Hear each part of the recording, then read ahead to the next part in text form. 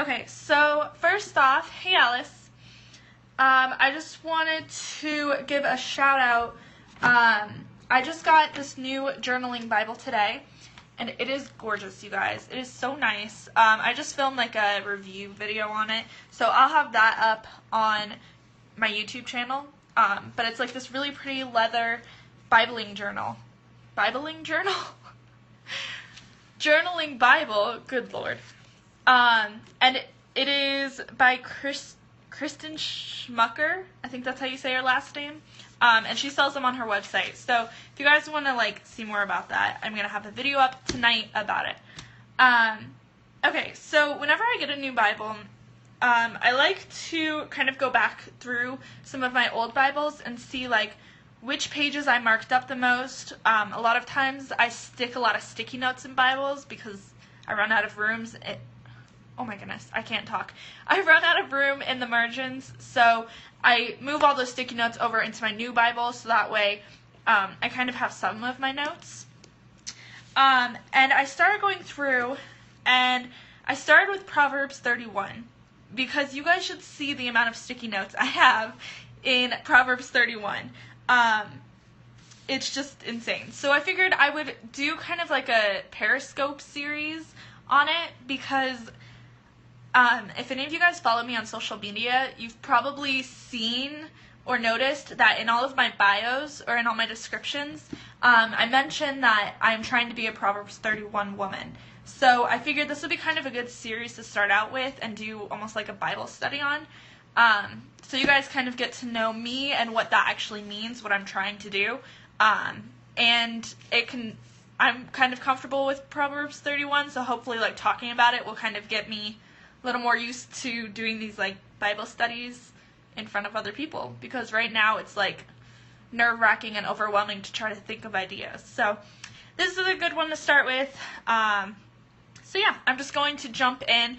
Again, I'm gonna like break these up into series, because if I like broke this down this much throughout the entire Proverbs 31, we would be here for hours. So I'm just going to start with the first 3 verses really, and break this up and kind of continue this over the next few weeks. Okay, so Proverbs 31 was written as kind of a guide. I don't want to say like a guide, but like, yeah, I mean kind of as a guide more for men to help them find a wife who was godly and who cared about them and who loved them and was a good wife. But we as women can read it and start to work towards those features and those attributes that are described to become a better woman and a more godly woman and a better wife. You guys, I'm engaged, but I started studying this when I was just a girlfriend. You don't have to be married, you don't have to have kids, you don't have to have a home and all this stuff to study or to work on becoming a Proverbs 31 woman. All it really means is that you are working to be a better person, a better woman, and that can be applied whether you're a guy or a girl. I mean, if a guy followed this guideline too, they'd be a better person. But it also helps us run towards God and be more godly and be more like Jesus. So I guess I'll just read I'm going to kind of read sections and we'll just break them down. Alright, so the very first sentence, oh, and I should mention I'm using an ESV Bible, so it's English Standard Version. So if you want to read the same one as me. An excellent wife who can find. So right away, you guys, an excellent wife.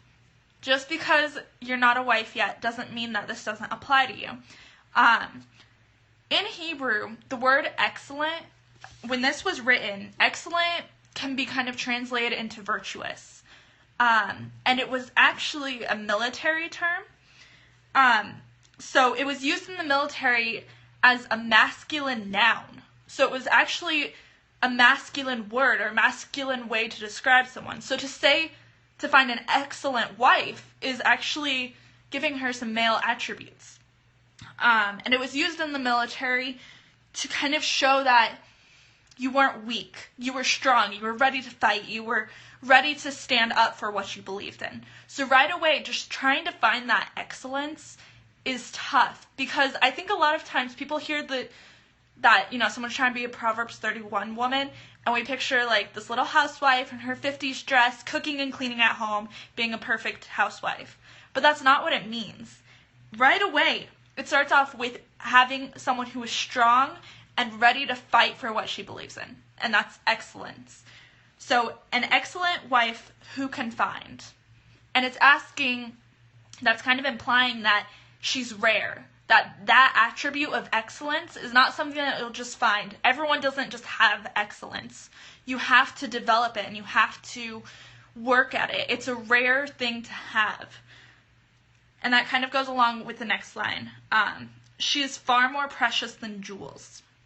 So again, that's kind of, part of that is saying that she's rare, and that attribute, being excellent, being virtuous, and being strong and ready to stand up for what you believe in, is a rare thing to find in a woman, or in any person. But in Proverbs 3, I think it's Proverbs 3. Oh yeah, Proverbs 3. See, I wrote it down. Wisdom is actually paralleled with jewels. So when you say she is far more precious than jewels, he's actually kind of using that parallel of wisdom. So basically what that's saying is that by finding a woman who is excellent, who is strong, who is virtuous, it is not only rare to find that, but it also means that you are wise to find that, or to seek that. So, an excellent wife who can find. She's far more precious than jewels. So you are an excellent, this is what I strive to be. I strive to be strong. I strive to stand up for what I believe in, even if that isn't the most popular thing. And I strive to try to be that rare thing. Like, we live in this world where, I don't know, there's this, it's hard because culture today is so different than what the Bible calls for us to be. And it's hard to read the Bible and see that you should be a certain way when everyone else in the world is doing something different. You can look at Hollywood and you see these actors and actresses who will get basically naked for a magazine, and that's like popular. That's okay. It's fine to do that. And then you read the Bible and it's saying that you have to be rare. Like, your personality is rare. Yourself is rare, and to treat yourself as rare. And when there's all of these trends and these things that we're chasing after that are popular, we're going against that. We need to kind of look at what's special about ourselves and run after that. And that's not a popular idea. That's not a cool thing to say, but it's what the Bible says, and that's what you should be striving for. And that's excellent. Striving for something that might not be popular, might not be super easy to do. Okay, so verse 11 says, sorry, my voice is going out. The heart of her husband trusts in her. So let me read the whole thing, sorry. The heart of her husband trusts in her, and he will have no lack of gain. So first of all, again, kind of looking at the Hebrew translation, like the literal translation of it, the heart, it literally means like the inner soul or the inner self. So when you say the heart, it's not just love, it's something deeper. It's like completely letting someone into yourself and completely being yourself around that person. So when you say the heart of her husband trusts in her, it means that he trusts in you with everything that he has. And trust is a hard word to look at. I don't know about you guys, if you have boyfriends, girlfriends, whatever, but on more than one occasion, my fiance has done something that just drove me crazy. And the first thing I wanted to do was text my sister about it, or complain to someone, or go on Twitter and subtweet him, or whatever it is that you do to kind of get that anger out. And by doing that, you're breaking that trust. When your fiance, when your boyfriend, when your husband, whoever it is, comes home and they had a bad day, or they're really frustrated, or they're nervous about something, and they tell you that, they're trusting you with that. And that is not your story or your frustration or your fears to go share with other people.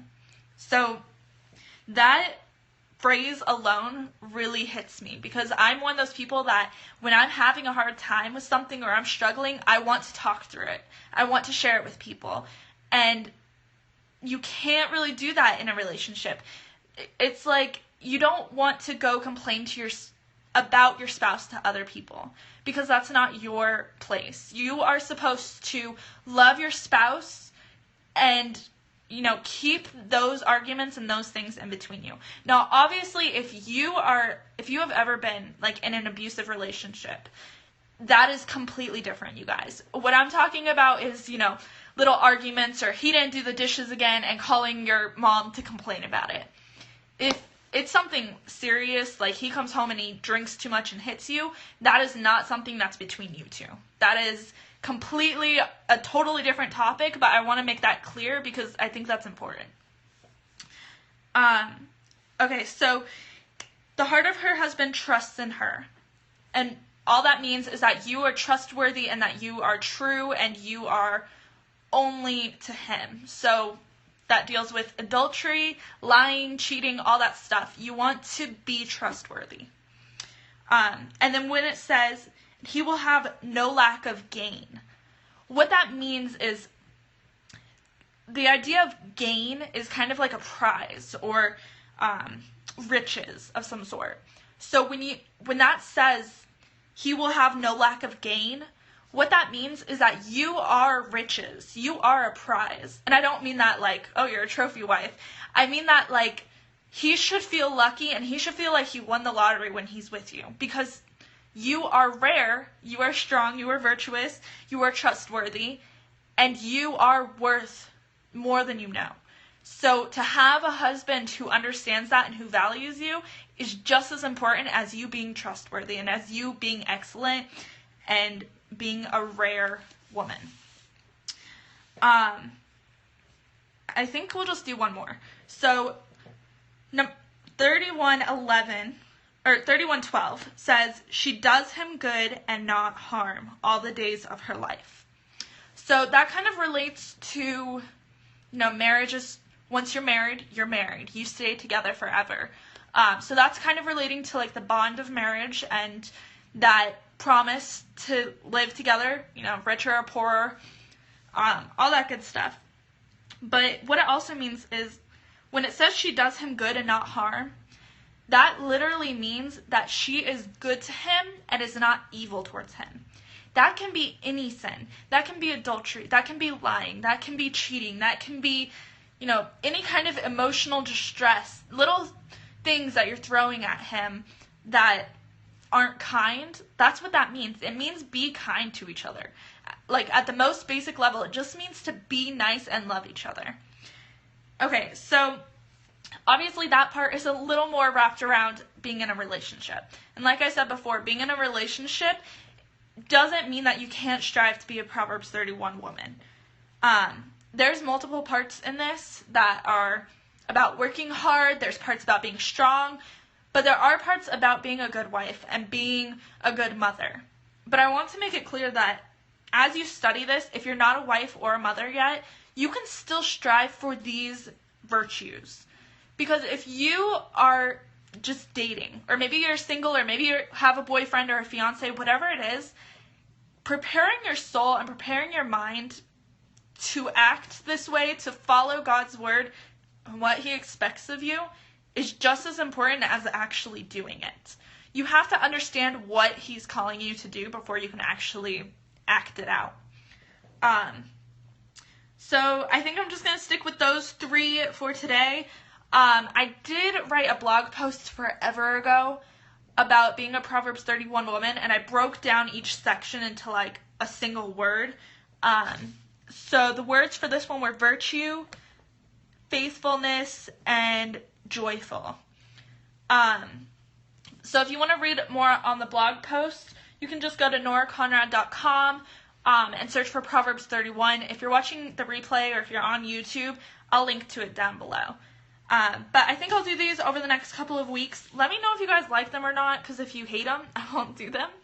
But I'm trying to figure out, still like trying to find a balance between like how to share my faith in like a way that kind of relates to my business and I don't know, trying to figure this out and trying to balance it is tough. So if you guys have any suggestions, whatever it is, seriously, let me know. I'm more than happy to hear them. You can email me, hello@noraconrad.com, or just comment down below if you're watching on YouTube. Alright, you guys, that is it for now, and I'll see you in the next Faith Scope. Bye.